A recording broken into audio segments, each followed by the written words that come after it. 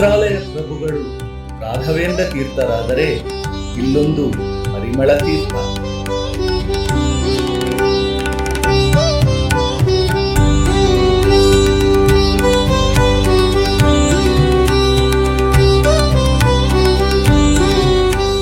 ಶ್ರೀ ರಾಯರ ಪರಿಮಳವೆಂಬ ಗ್ರಂಥವು ಮಧ್ವಾಚಾರ್ಯರ ತೀರ್ಥವನ್ನು ಅಂದರೆ ಶಾಸ್ತ್ರವನ್ನು ಬೋಧಿಸಿದರೆ ಈ ಪರಿಮಳ ತೀರ್ಥವು ಪಾಪಗಳನ್ನು ಭೇದಿಸುತ್ತದೆ.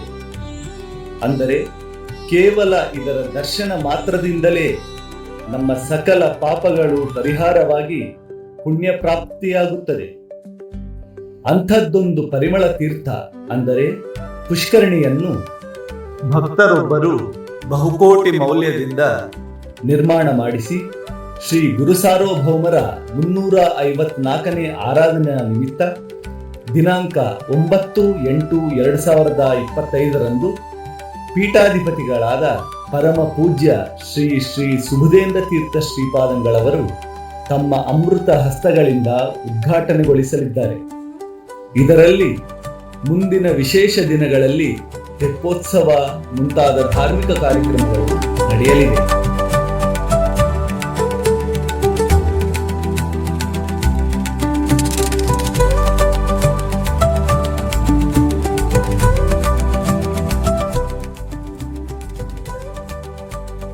ಬನ್ನಿ, ತೆಪ್ಪೋತ್ಸವದಲ್ಲಿ ವಿರಾಜಮಾನರಾದ ರಾಯರನ್ನು ಕಣ್ತುಂಬಿಕೊಳ್ಳೋಣ.